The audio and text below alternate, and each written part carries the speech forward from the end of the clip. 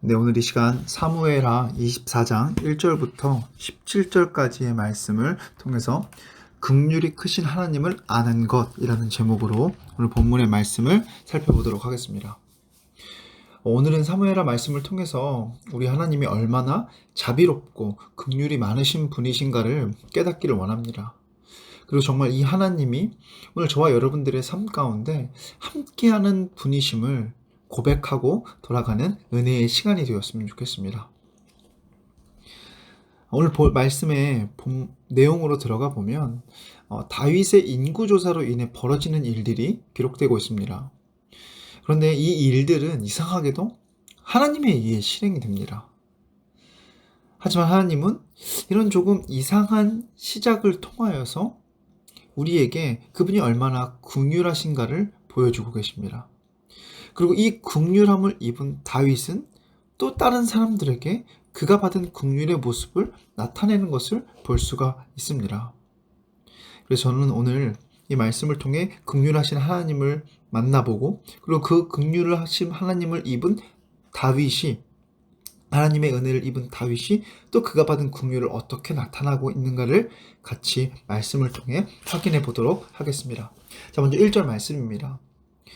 오늘 말씀을 얼핏 이렇게 보면 인구조사가 다윗에 의해 시작되는 것처럼 보입니다. 여러분, 하지만 본문을 자세히 보시길 바랍니다.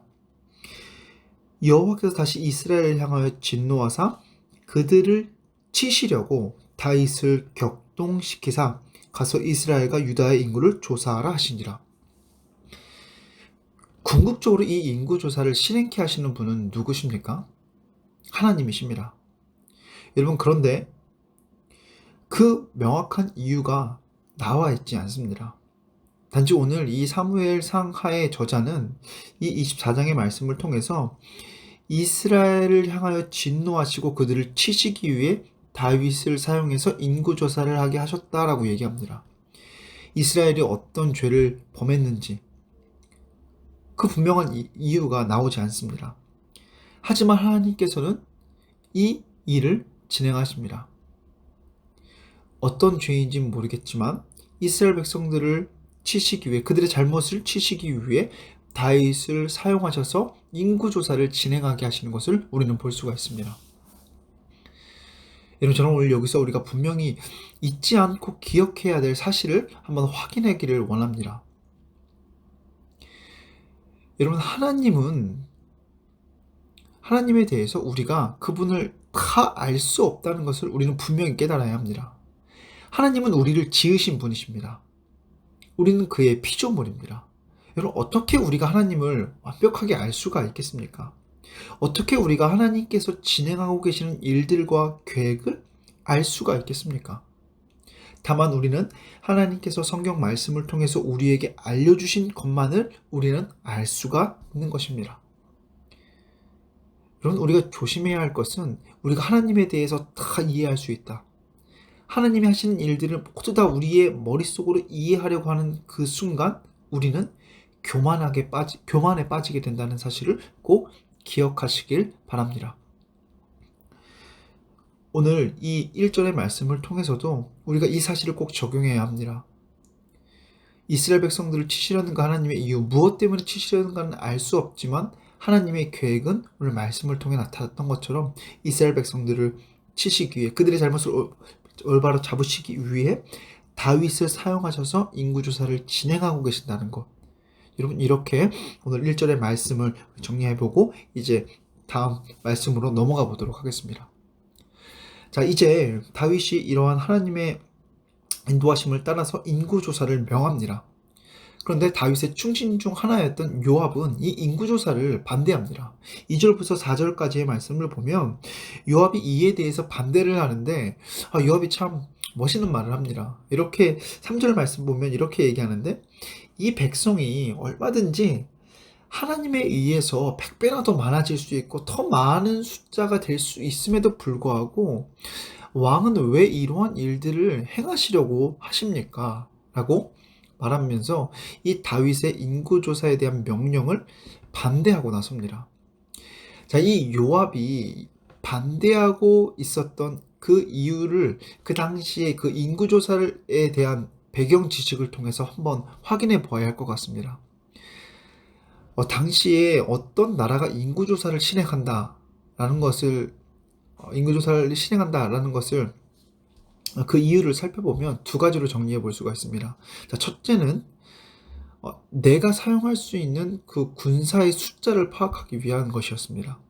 그리고 둘째는 세금을 걷어들일 수 있는 사람의 숫자를 파악하기 위한 것이었습니다. 따라서 백성들의 입장에서 생각해 본다면 이 인구조사는 결코 환영할 만한 일이 아닙니다. 그렇게 요압은 다윗에게 이 인구조사를 통해서 다윗 왕에 대한 백성들의 충성심이 떨어질 것을 염려한 나머지 다윗의 인구조사에 대한 결정을 반대하고 있다라고 사람들은 이야기합니다. 자, 그런데 다윗은 밀어붙입니다. 다윗은 결국에 이 인구조사를 밀어붙이고 이 명령을 조속히 실행하라라고 재촉하면서 이 명령을 실행에 옮깁니다. 요압은 이 명령을 실행에 옮기면서 5절부터 9절까지의 말씀을 보면 전국 방방곳곳을 돌아다니면서 인구조사를 실행했던 것으로 보입니다. 그럼 다시 우리 2절 말씀, 우리 끝에 부분을 가보시면 단에서부터 브엘세바까지라는 지명이 나옵니다. 제가 예전에도 한번 말씀드린 적이 있는데 이 단은 이스라엘 영토의 북쪽 끝을 가리킵니다. 그리고 브엘세바는 이스라엘 영토의 남쪽 끝을 가리킵니다. 그래서 단에서부터 브엘세바까지라는 표현은 이스라엘의 북쪽 끝과 남쪽 끝을 같이 언급함으로 인해서 이스라엘 전역, 이스라엘 온 영토를 가리키는 표현입니다. 그리고 다윗은 지금 우리의 영토에 온 영토를 돌아다니면서 인구조사를 실행하라라고 명령을 내린 것입니다. 자, 요압은 이 인구조사를 실행하고 그 결과를 다윗에게 보고합니다. 9절 말씀을 보면 요압은 다윗에게 총 130만 명이나 되는 사람들을 우리가 군사로 사용할 수 있습니다 라고 얘기하면서 인구조사에 대한 보고를 하는 것을 볼 수가 있습니다. 자, 군대의 수를 이렇게 표현하는 것을 보면 제가 아까 말씀드렸던 그 인구조사의 목적, 군인으로 사용될 사람을 확인할 목적과 또 세금을 징수할 사람을 확인할 목적, 이 두 가지 목적에 부합하는 것을 볼 수가 있습니다. 그래서 사실은 여기서 이 다윗의 그 사심을 살짝 확인해 볼 수가 있습니다. 야, 내가 사용할 수 있는 군사의 숫자는 얼마나 되는가? 그런 것을 좀 알고 싶었기에 지금 요압이 인구조사를 진행했고 또 다윗에게 보고할 때에 그런 군사, 사용할 수 있는 군사의 숫자에 대해서 보고하고 있는 것으로 보여집니다. 자, 그런데 10절의 말씀을 보면 다윗이 이 일을 행한 것에 대해서 회개하는 것을 볼 수 있습니다. 자, 그런데 여기에는 우리가 그 앞에서 살펴보았던 인구조사를 통해서 당시의 나라들이 이루고자 하는 그 목적에 대해서 조금 더 자세하게 살펴볼 필요가 있습니다. 자, 아까 인구조사를 통해서 군인으로 사용할 수 있는 사람을 확인할 수 있다고 얘기했고, 그 다음에 또 세금을 징수할 수 있는 사람을 확인할 목적으로 인구조사가 진행되고 있었다라고 말씀드렸습니다. 당시의 시대적 배경을 통해서. 자, 그런데 이 두 가지 이유만 놓고 보면 이 인구조사의 목적은 한 나라의 왕의 힘이 얼마나 되는가를 확인할 수 있는 척도라고 볼 수 있습니다. 군사의 힘이 얼마나 되는지, 또 자금 능력, 얼마나 많은 돈을 걷어들일 수 있고 운용할 수 있는가를 확인함으로 인하여서 왕의 힘이 얼마나 되는가를 확인하는 길이었습니다. 자, 여러분, 그렇다고 한다면 인구조사를 시행했던 다윗이 10절의 말씀을 통해서 하나님께 회개하고 나오는 것을 조금은 이해할 수 있으시겠습니까? 다윗은 지금 무엇을 회개하는 것이냐면 지금 다윗이 누리고 있었던 이 모든 것들이 하나님으로부터 온 것이고 요압의 말을 빌리자고 한다면 지금보다 더 많은 부와 힘을 주실 수 있는 분이 하나님이셨음에도 불구하고 다윗은 무엇을 확인한 것입니까? 자신의 힘을 확인한 것입니다. 마치 이 힘이 자신의 능력으로 얻은 것처럼 그 힘을 확인하고 내가 얼마나 많은 부를 가지고 있는가를 알고 싶었던 것입니다. 이러한 교만의 모습을 지금 다윗은 회개하고 있는 것입니다. 자, 이렇게 회개하고 나아오면서 내가 왕께 큰 죄를, 하나님께 큰 죄를 범하였다라고 얘기하며 다윗은 철저하게 회개하며 하나님께 나옵니다. 자, 하나님께서는 이렇게 회개하며 나오는 다윗에게 세 가지의 선택권을 주십니다. 물론 이에 대한 죗값을 치르기 위한 세 가지 재앙에 대한 선택이었습니다. 자, 11절부터 14절까지의 말씀을 보면 하나님께서는 선견자 갓이란 사람을 통해서 다윗에게 세 가지 옵션을 제시합니다. 첫 번째는 기근입니다. 그리고 두 번째는 원수에게 쫓기는 것입니다. 그리고 세 번째는 전염병입니다. 자, 근데 우리가 이제 이후의 말씀을 살펴보기에 앞서서 이 다윗에게 주었던 세 가지 재앙을 좀 분류해 보아야 할 것 같습니다. 자, 첫 번째 기근과 마지막 전염병은 인간의 힘으로서가 아니라 하나님의 전적인 역사하심을 통해서 가해지는 재앙이었습니다. 자, 그리고 두 번째 언급되었던 왕이 원수에게 쫓기는 것은 사람에 의해서 가해지는 재앙이었습니다. 자, 이렇게 분류를 해놓고 이제 다윗이 어떤 선택을 내리는가 한번 말씀을 통해 확인해 보겠습니다. 자, 14절의 말씀 우리 같이 한번 읽어보도록 하겠습니다. 시작. 다윗이 갓에게 이르되 내가 고통 중에 있도다. 청하건대 여호와께서는 긍휼이 크시니 우리가 여호와의 손에 빠지고 내가 사람의 손에 빠지지 아니하기를 원하노라 하는지라. 여러분, 다윗은 하나님의 손에 빠지기를 원하고 사람의 손에 빠지지 않기를 원한다라고 얘기합니다. 자, 이제 다시 한번 다윗에게 주어졌던 세 가지 재앙 한번 떠올려 보시길 바랍니다. 무엇이 사람의 손에 빠지는 것이고 무엇이 하나님의 손에 빠지는 것입니까? 자, 하나님의 손에 빠지는 것은 하나님의 전적인 역사하심을 통해 가해지는 재앙을 가리킬 것입니다.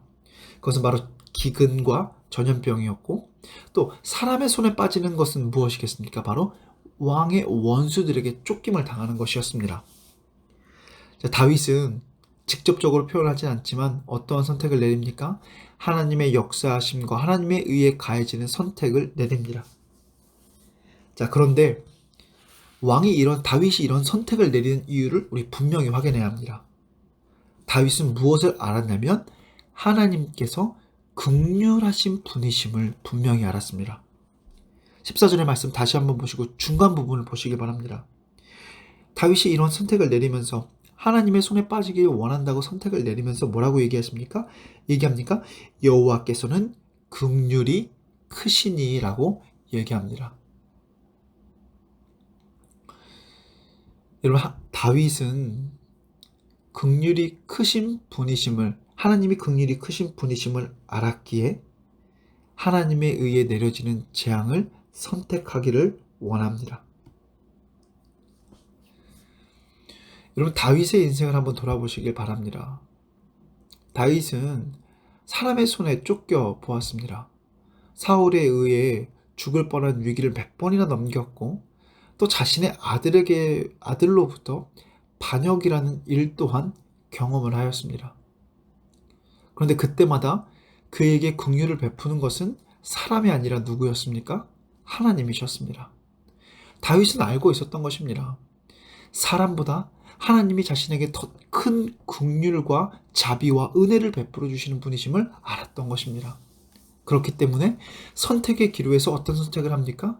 하나님의 긍휼하심을 바라며 하나님으로부터 내려지는 그런 재앙과 은혜를 선택하는 것을 우리는 볼 수가 있습니다.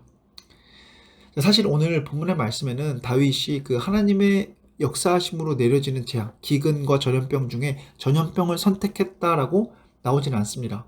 자, 그런데 우리가 가지고 있는 성경에는 전염병이 가해지는 것을 볼 수 있는데 조금 좀 배경을 살펴보면 70인역본을 확인해 보면 다윗이 실제로 전염병에 대한 재앙을 선택하였고 그 이유는 지금 이 일이 일어나고 있는 시기가 밀추수기에 있었기 때문에 기근보다는 전염병을 선택했다라고 얘기를 합니다. 자, 이건 어쨌거나 배경 지식이기 때문에 여러분들 이 부분을 그냥 한번 들으시고, 어쨌든 지금 이 이스라엘 땅에 전염병이 내려지기 시작했다라고 보시면 좋을 것 같습니다. 자, 근데 이제 오늘 우리가 확인해 보아야 할 하나님의 모습이 등장합니다. 여러분 16절의 말씀을 보시면 하나님은 결국 어떻게 하십니까? 전염병을 재앙을 내리십니다. 그리고 7만 명이나 되는 사람의 목숨을 앗아가십니다. 하지만 예루살렘을 다 멸망시키고자 하셨던 그 하나님의 계획을, 본문의 말씀을 그대로 표현한다면 이 재앙 내리심을 뉘우치사 그의 계획을 돌이키시는 것을 볼 수가 있습니다.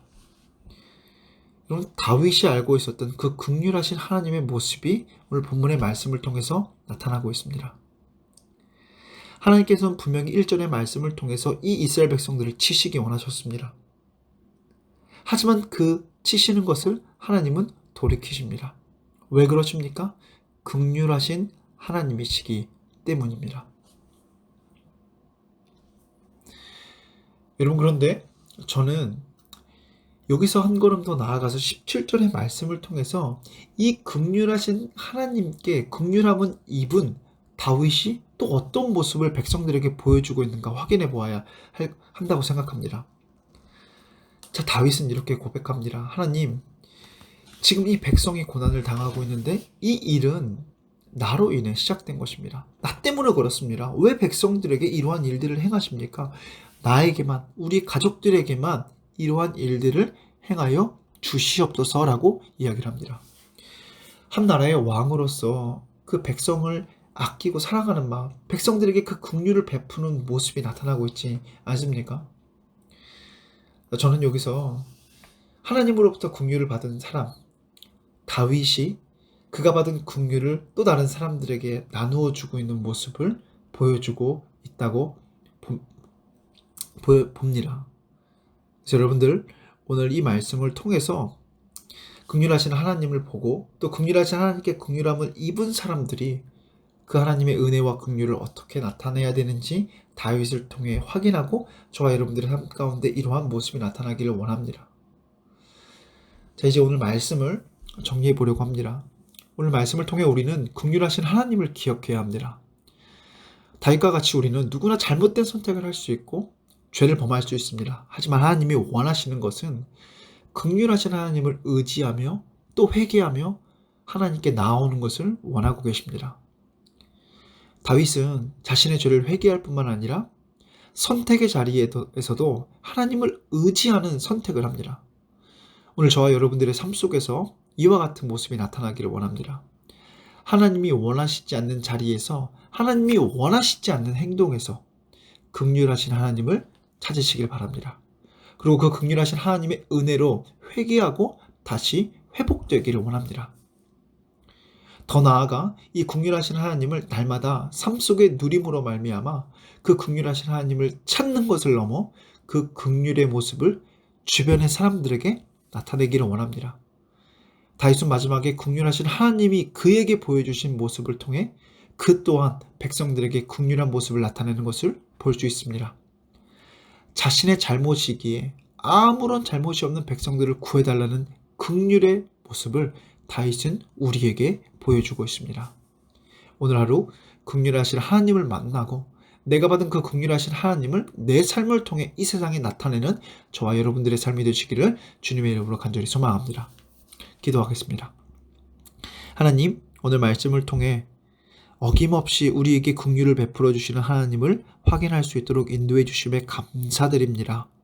하나님, 우리의 삶 속에 날마다 역사하시는 이 긍휼하신 하나님을 더 의지하는 삶이 되게 하여 주시옵소서. 내 삶 가운데 역사하시는 그 하나님의 긍휼하심이 넘치고 그 은혜가 넘치기에 내가 받은 그 은혜와 긍휼하심을 나에게로부터 많은 사람들에게 흘려 보낼 수 있는 사람이 되게 하여 주시사 오늘 하루 이 세상 가운데 하나님의 은혜와 긍휼하심과 그 예수 그리스도의 향기를 풍기며 살아가는 귀한 하나님의 자녀들 될 수 있도록 우리를 꼭 인도하여 주시옵소서. 이 모든 말씀 예수님의 이름으로 기도드립니다. 아멘.